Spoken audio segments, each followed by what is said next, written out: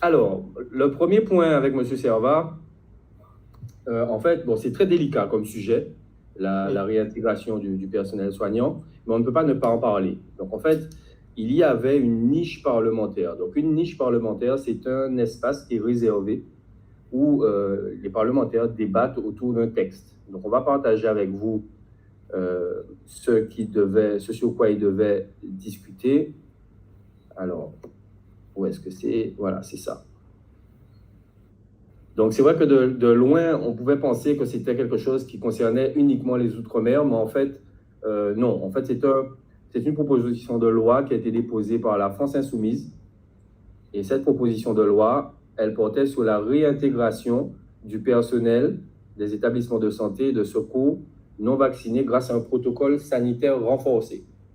Donc, en fait, la niche parlementaire, ce qui est assez particulier, c'est qu'ils ont un temps pour parler de ça. Et s'ils n'arrivent pas au bout, s'ils n'arrivent pas à traiter le texte en intégralité, ben, ils peuvent le reporter, mais très souvent, ça ne va pas au bout puisque ça prend trop de temps. Donc, il fallait vraiment qu'ils aillent jusqu'au bout. Et la partie qu'on a vue justement avec M. Servat, mais c'est parce que le gouvernement en place, ils ont une certaine majorité et cette proposition de loi vient de l'opposition. Donc, s'il y a eu des manigances ou s'ils ont fait traîner ou autre, mais ils n'ont pas pu aller jusqu'au bout. Et ça a provoqué donc l'agacement de M. Servat qui a sorti la phrase désormais célèbre et cultissime. Voilà. Ouais, malheureusement, ça nous dessert un petit peu, mais bon, c'est le contexte qui veut ça. Ouais, ça nous dessert en même temps. Bon, en même temps, nous aimons ça, on dira. Ouais. Il faut se le dire, nous aimons ça. Donc, il a été accueilli en héros. Bon, maintenant, nous ne sommes pas là pour juger la posture de M. Ouais. Servat. Par contre, ce qui nous interpelle au CPGS, et c'est ce qu'on veut partager avec vous parce que c'est très important, c'est que vous avez tous vu la vidéo, M. Servat est reçu par des médias dans l'Hexagone. Et là, nous avons clairement vu que nous arrivons au bout d'un système. Nous arrivons au bout du chemin. Nous en boutage à Haïtienne. Parce que là, on a vu clairement M. Servat qui était dans un monde, donc dans notre monde à nous en Guadeloupe, et qui essayait de faire comprendre à d'autres personnes qui sont dans un autre monde pourquoi il était important que eux, dans leur autre monde, changent pour nous.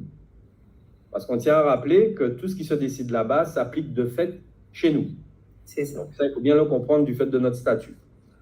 Donc, il y avait M. Servat qui disait, nous avons 1500, il faut à tout prix. Chez nous, ce n'est pas pareil. Nous, on a 30 et quelques % de vaccinés. Vous, c'est l'inverse. Donc, il faut un traitement différencié sur le sujet. Mais eux, là-bas, c'est quelque chose qu'ils n'entendaient même pas. Donc, en fait, il fallait vraiment voir ça. Il fallait vraiment... Mais on vous invite à revoir cette vidéo qui est en train de tourner. Regardez comment la dame écoute M. Servat. Regardez comment les personnes là-bas l'écoutent. Le tant pis souple, on arrive au... Ça ne fonctionne plus. Ça ne fonctionne plus. Demander à l'autre de changer pour soi, c'est quelque chose aujourd'hui, ils n'entendent plus ça en fait là-bas. Ils n'essaient même plus de comprendre ça en fait. Ils ne l'entendent même pas. Clairement. Ça, il faut vraiment le comprendre. Alors, surtout que de toute façon, ils ne peuvent pas le comprendre parce qu'on est dans l'article 73 et tout ce qui se fait en France est forcément appliqué ici. Donc, même si on demande des approbations, des modifications, des améliorations, ça ne peut pas marcher. Donc ça, au bout d'un moment, il faut le comprendre. Et justement, en fait, le point de vue de la France et comment ils nous voient maintenant, enfin, ça fait un moment déjà qu'on a perdu toute dignité par rapport à ça. Donc là, au bout d'un moment, il faut vraiment changer le paradigme, changer notre façon de nous voir et changer justement la façon que la France nous voit. Il faut vraiment qu'on change par rapport à ça. Mais là, stop. Oui, tout à fait. Puisque nous, on échange avec des personnes. Alors, nous n'allons pas prendre parti sur ce sujet, vous l'avez compris. Mais c'est vrai que lorsqu'on essaie d'avoir un regard de hauteur, on essaie de dépassionner le débat. Au début, la France a dit, pour une fois, on ne va pas faire les Outre-mer passer en dernier, on va leur proposer le vaccin en premier. Et là, tout de suite, on a eu un réflexe en se disant, on va servir de cobaye.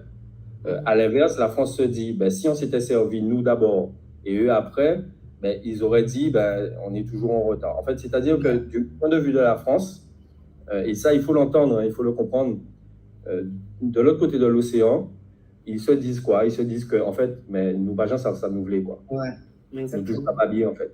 Nous pas jamais ça nous oublier. C'est-à-dire qu'on les nous même bitin qui là et on les nous veut pas. Et nous ka goumer, nous ka bloquer, nous ka babiller parce que nous ka dit que nous veut pas.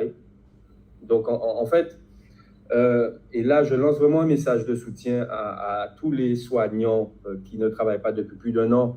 Et je vais dire quelque chose et je vais assumer mes propos, même s'ils vont choquer. N'attendez pas que les autres changent pour vous. N'attendez pas. Ne restez pas assis sur une chaise à attendre que le monde autour de vous change pour vous. Voilà, c'est tout ce que j'avais à dire. Bon, alors...